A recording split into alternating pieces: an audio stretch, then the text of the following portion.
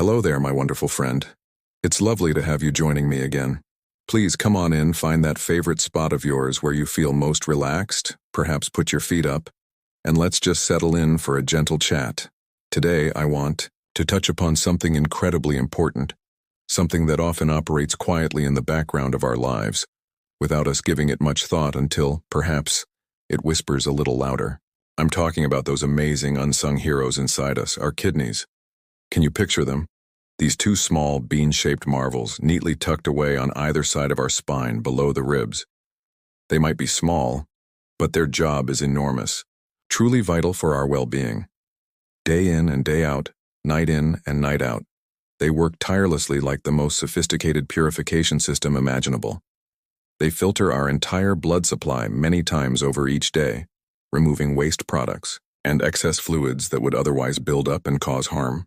They meticulously balance essential minerals like sodium, potassium, and phosphorus, keeping everything in perfect harmony. They even produce hormones that help regulate our blood pressure, stimulate the production of red blood cells, and keep our bones strong. They do all this mostly without sending us any memos or demanding any attention. And often that's the crux of it. We feel generally okay.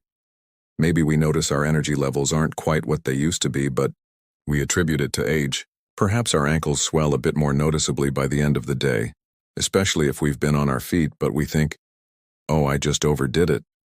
Maybe we find ourselves getting up more frequently during the night to use the restroom, dismissing it as just another change that comes with the territory of getting older.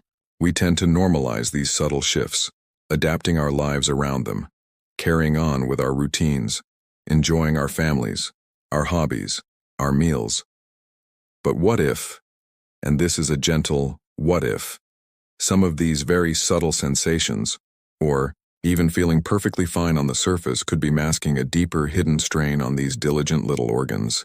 What if the very choices we make at the dinner table or when grabbing a quick snack, choices often made for taste, convenience, or simply out of long-standing habit, could be quietly, incrementally asking too much of our kidneys? It's a rather unsettling thought, isn't it? The idea that something seemingly harmless, something woven into the fabric of our daily nourishment and enjoyment, might be contributing, slowly and silently, to potential problems down the road.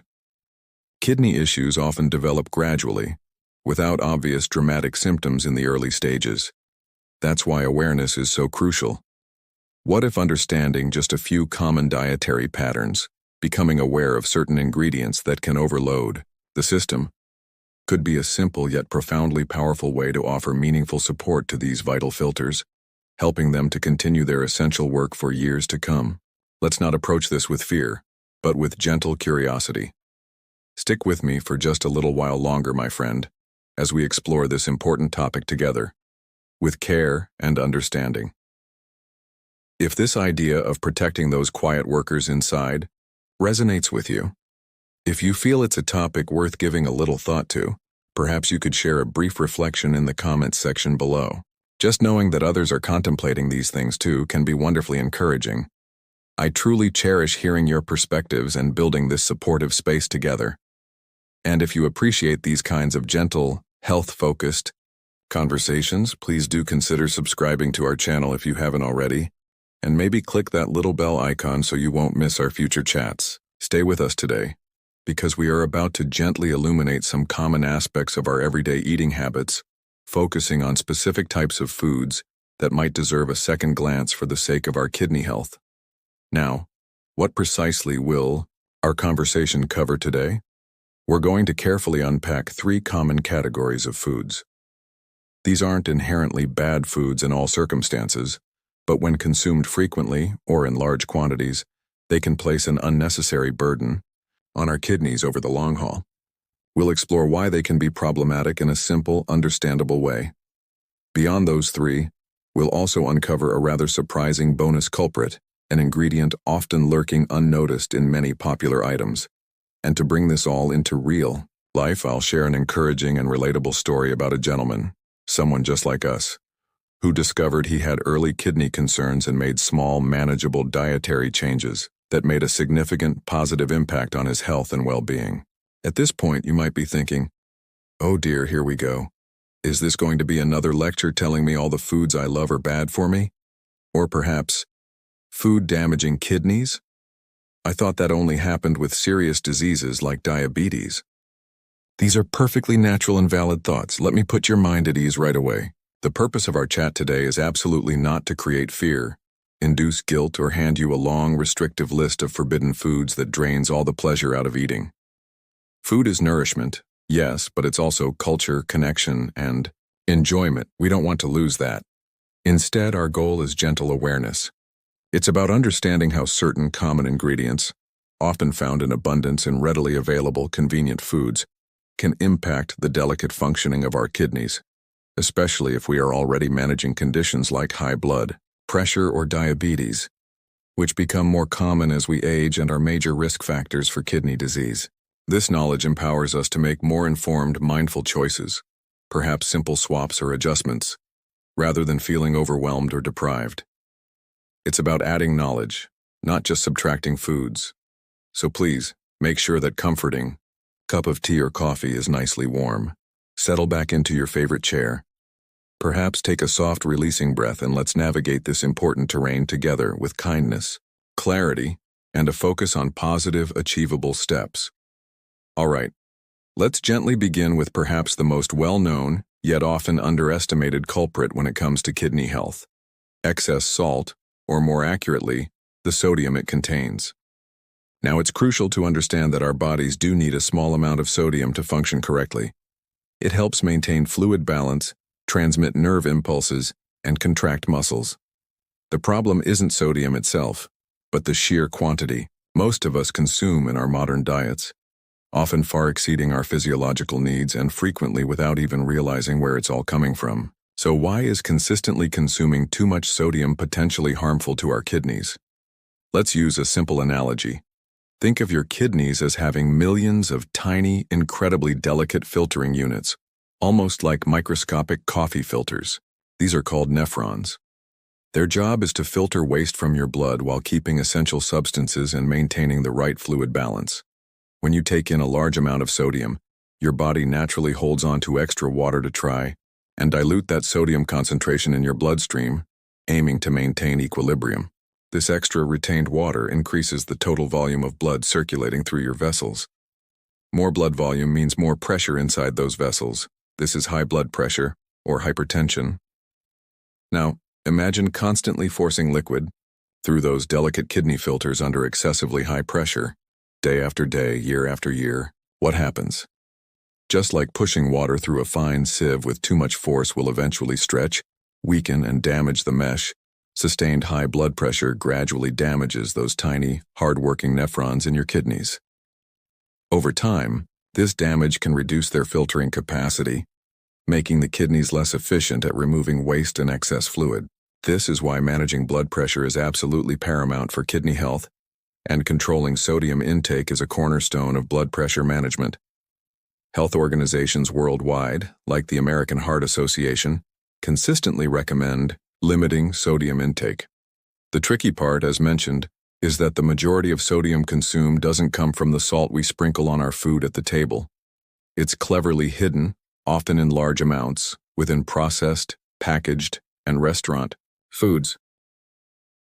Think about common items: canned soups and vegetables, unless labeled no salt added, frozen meals and pizzas, deli meats like ham, turkey, bologna, sausages, bacon, smoked fish, many bottled sauces, soy sauce, teriyaki, barbecue, ketchup, salad dressings, pickled foods, and of course, overtly salty snacks like potato chips, pretzels, and salted nuts. Even seemingly benign foods like commercially baked bread, bagels, breakfast cereals, and cottage cheese can contain surprisingly high levels of sodium.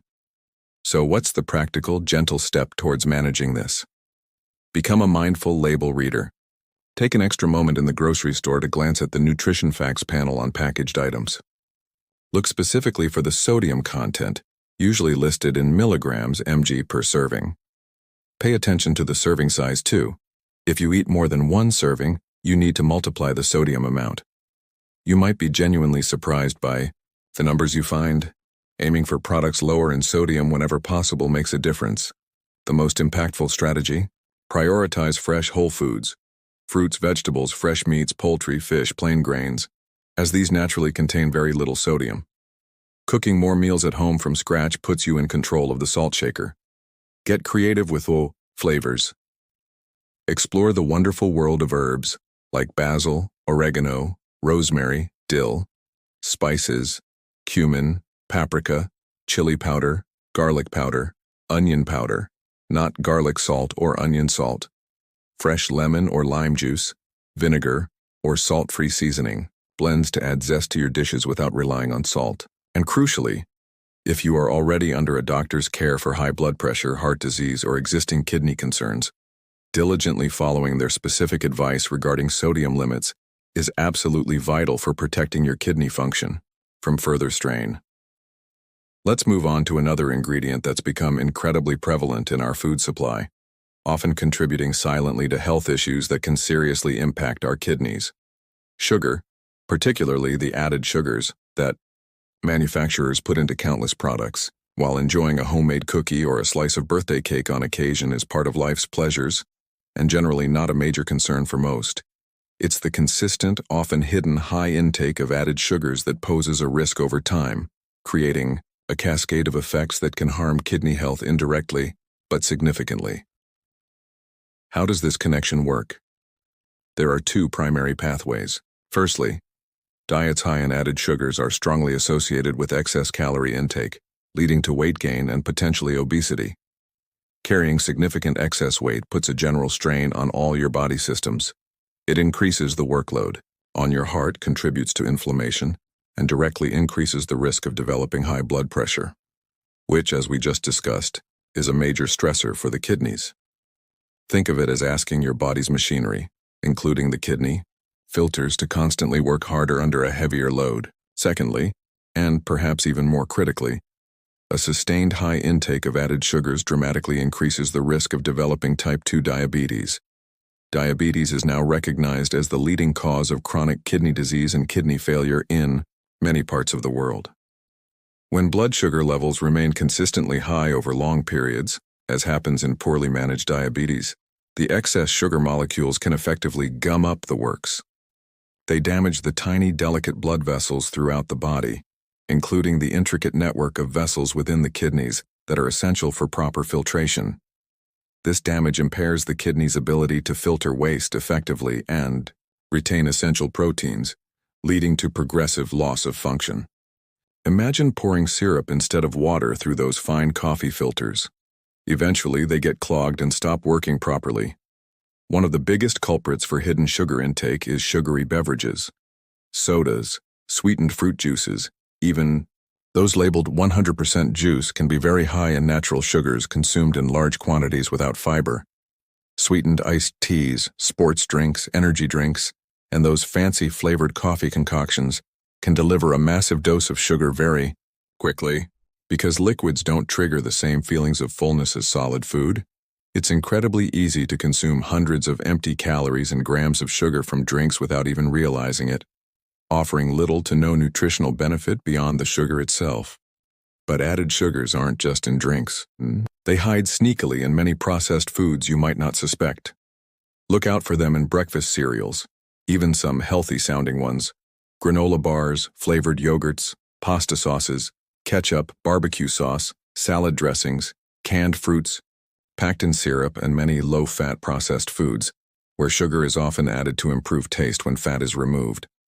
So what's the gentle, actionable approach? Start by examining your typical beverage choices. Could you replace just one sugary drink each day with a healthier alternative? Plain water is always best, but sparkling water with a squeeze of lime, or a few berries, unsweetened herbal teas, hot or iced, or even plain coffee or tea without added sugar, are great options. When reaching for a snack, could you choose a piece of whole fruit, which contains fiber to slow sugar absorption, a small handful of unsalted nuts, some plain yogurt with fresh berries, or vegetable sticks with hummus instead of cookies, candies, or pastries? Once again, becoming familiar with reading food labels is invaluable. Look for the line item added sugars under total carbohydrates on the nutrition facts panel. Aim to choose products with lower amounts, Making these small, gradual swaps might seem insignificant individually, but consistently reducing your intake of added sugars can make a substantial difference over time. It helps manage weight, significantly lowers the risk of developing type 2 diabetes, and supports better blood sugar control if you already have diabetes, all of which indirectly provide tremendous support and protection for your precious kidneys.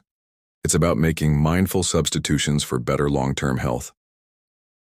Now, let's carefully navigate our third category, which requires a bit more nuance and balance in our understanding. We're talking about processed meats, and for certain individuals, potentially the impact of consuming very high amounts of animal protein consistently over time. First and foremost, let's be absolutely clear. Protein is an essential nutrient, vital for life. Our bodies need it to build and repair tissues, make enzymes and hormones, support immune function, and maintain muscle mass. This last point is particularly crucial as we age. Adequate protein intake is essential to help prevent muscle loss, sarcopenia, maintain strength, mobility, and overall physical resilience. So the message here is definitely not to avoid protein. However, the type and amount of protein consumed can matter, especially concerning kidney health. When our bodies metabolize protein, particularly protein from animal sources like meat, poultry, fish, eggs, dairy, it naturally creates metabolic waste products, primarily urea. It's one of the main jobs of our kidneys to filter this urea out of the bloodstream and excrete it in urine. Consuming very large quantities of animal protein consistently, day in and day out, essentially means generating a larger volume of this waste product. This translates into a heavier, more demanding workload for the kidneys. Think of it like consistently running a filtration system at its maximum capacity. While it might cope for a while, it can lead to increased wear and tear over the long term, especially if the filters, kidneys, are already somewhat compromised. Where the concern becomes much clearer and more pronounced is specifically with processed meats. This category includes items like bacon, sausages, hot dogs, deli meats, ham, salami, pastrami, turkey loaf, corned beef, jerky, pepperoni, and many canned meat products. The issue with these foods is often multifaceted. Yes, they contribute to protein intake, but they are also typically extremely high in sodium, our first culprit, which raises blood pressure. Furthermore, they often contain significant amounts of preservatives, particularly phosphate additives, our bonus culprit, which we'll discuss next, both of which add further stress to the kidney's filtering and balancing functions. So what's the gentle, balanced guidance here? It's primarily about emphasizing moderation and prioritizing quality over quantity when it comes to animal protein, and being particularly mindful of processed varieties. For most people with healthy kidneys, enjoying reasonable portions of fresh, unprocessed, lean animal protein, such as skinless chicken or turkey breast, fish, especially fatty fish like salmon rich in omega-3s, eggs, and low-fat dairy, as part of a varied and balanced diet is perfectly healthy and beneficial. The potential strain arises from excessive daily intake, especially when heavily reliant on those processed meat options. A wonderfully kidney-friendly strategy is to consciously incorporate more plant-based sources of protein into your weekly meals. Foods like beans, kidney beans, black beans, chickpeas, lentils, peas, tofu, tempeh, edamame, nuts, and seeds are excellent protein sources.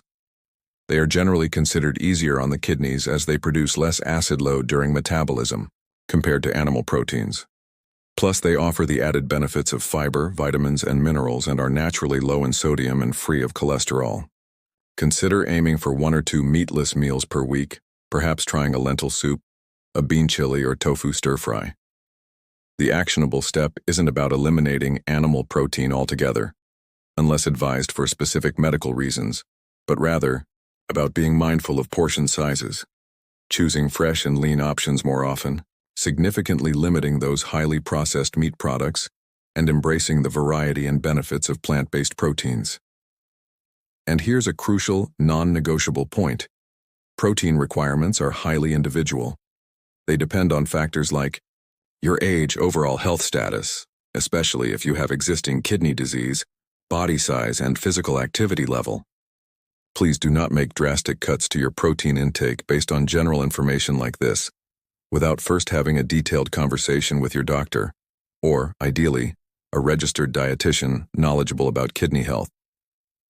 They can assess your specific needs and help you determine the appropriate amount and best types of protein to support both your overall health and your kidney function safely. Making uninformed, drastic changes could potentially be harmful.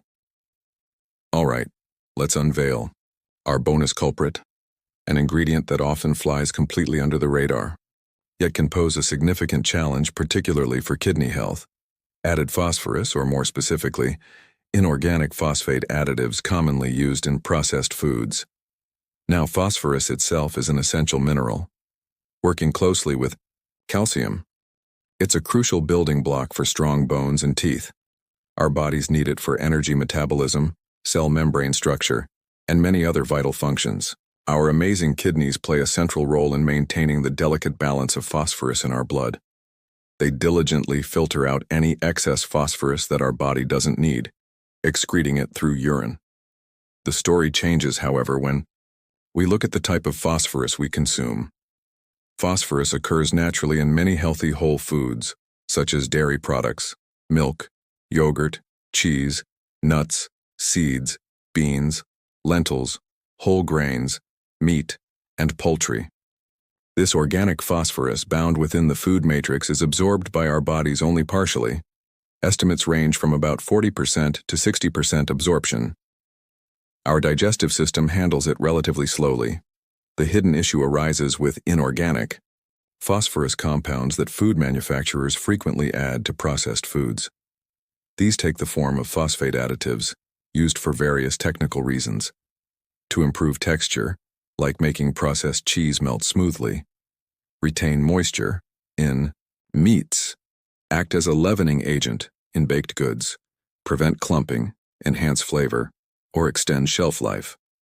You might see these listed in the ingredients section under names like sodium phosphate, calcium phosphate, potassium phosphate, pyrophosphate, polyphosphate, or the common culprit in dark sodas, phosphoric acid. The critical difference? This added, inorganic phosphorus is not bound within a food matrix and is therefore absorbed much more efficiently and rapidly by our bodies, often close to 90% or even 100% absorption. For individuals whose kidneys are already working hard, perhaps due to age, high blood pressure, diabetes, or early stages of kidney disease, this sudden influx of easily absorbed phosphorus can completely overwhelm the kidney's capacity to filter it out effectively. It's like trying to drain a bathtub with a slow drain while the faucet is running full blast. The levels inevitably rise. When excess phosphorus builds up in the blood, a condition called hyperphosphatemia, it can pull calcium out of the bones, making them weak and brittle over time. It can also contribute to the hardening of blood vessels, calcification, and is linked to an increased risk of heart disease, which is already a major concern for people with kidney issues. It's like that fine sand analogy again. This easily absorbed phosphate gets past the initial defenses and builds up in places it shouldn't, causing long-term damage. Where do these hidden phosphates lurk? They are widespread in the processed food landscape. Dark-colored sodas, especially colas, are notorious due to phosphoric acid. Processed cheeses, particularly cheese slices, spreads, and sauces, often contain phosphate emulsifiers. Fast food items, frozen prepared meals, commercially, baked goods, cakes, cookies, muffins, mixes, processed meats, again, instant puddings, some bottled iced teas, and even some enhanced fresh poultry or pork products injected with phosphate solutions to retain moisture can be significant sources. My neighbor Frank, who was managing early kidney disease, was truly astounded when his dietitian showed him the phosphate additives listed on the packaging of his favorite brand of microwavable macaroni and cheese. He had no idea. So, the simple yet powerful step: become an ingredient list reader, not just a nutrition facts checker. Actively scan the list for words containing thiose or phosphate. While it requires a little extra diligence, consciously, choosing foods with fewer or no phosphate additives makes a huge difference. Prioritizing fresh, whole, unprocessed foods is, once again, the most reliable way to naturally minimize your intake of these readily absorbed additives and ease the burden on your kidneys. It's about understanding what's hidden beneath the surface. Let me share a story that truly illustrates the power of awareness and making gentle changes. It's about George, a wonderfully cheerful gentleman in his early 70s. George was known among his friends for his quick wit during their weekly card games and his genuine appreciation for classic comfort foods. He loved his routine: coffee and a donut in the morning, often a hefty deli sandwich piled high with processed meats and cheese for lunch, and frequently a convenient frozen dinner or takeout for supper, usually enjoyed while watching his favorite old westerns. He felt for the most part pretty good. Sure, he got tired a bit more easily than he used to, and his doctor had been mentioning his blood pressure creeping up for a few years. But George figured, that's just part of getting older, isn't it? He wasn't experiencing any overt pain or alarming symptoms that would send him rushing to the doctor. It was during a routine annual physical, however, that the quiet reality surfaced. His doctor reviewed his blood pressure readings, which were consistently elevated despite medication adjustments, and then looked at the results of his standard blood work. Gently, the doctor explained that the tests indicated his kidneys weren't filtering waste quite as efficiently as they should be. He used the term Stage 2 chronic kidney disease. George was utterly floored. Kidney disease? He hadn't felt sick. He associated kidney problems with dialysis machines and severe illness, not with feeling generally okay while enjoying his favorite meals. He felt a wave of disbelief, then fear, then a sort of frustration. How could this happen without him knowing? His doctor patiently explained that long-term, uncontrolled high blood pressure, likely significantly influenced by his dietary habits, particularly the high sodium intake, had been putting a silent, steady strain on his kidneys over many years. The damage was gradual, cumulative. George felt overwhelmed. The thought of drastically changing the eating habits he'd had for decades, giving up the foods he genuinely enjoyed, seemed daunting, almost impossible, and frankly, quite miserable. He envisioned a future of bland, tasteless meals. Recognizing George's apprehension, his doctor didn't just hand him a pamphlet.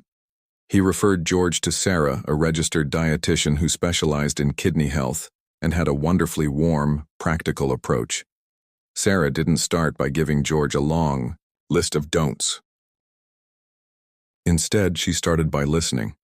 She asked George about his typical day, his favorite foods, his card games, his lifestyle. Then, working collaboratively, they identified the biggest contributors to his high sodium intake, the daily deli. Meats, the canned soups he sometimes had, the salty snacks during card games, the frozen dinners.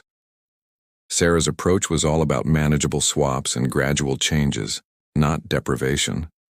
George, she suggested, what if 3 times this week, instead of the deli ham, you tried roasting a small chicken breast on Sunday and slicing that for your sandwiches?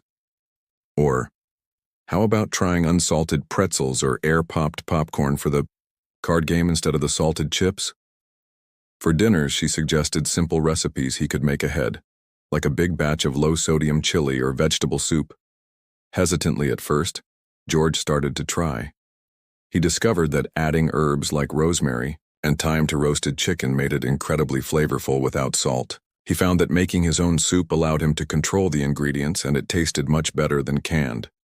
He started experimenting with unsalted nuts and found them surprisingly satisfying. He realized fruit could curb his desire for sugary desserts most evenings.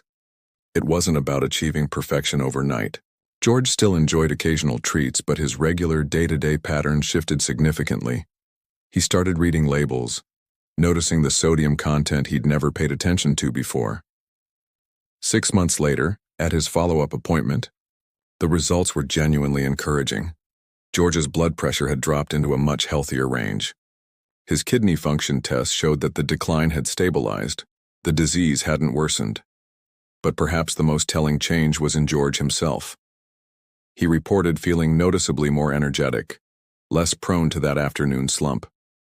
He'd even rediscovered an old interest in gardening, and was now proudly growing tomatoes and peppers in pots on his patio. "You know," he told Sarah with a grin, "I actually feel better now than I did before I knew there was a problem."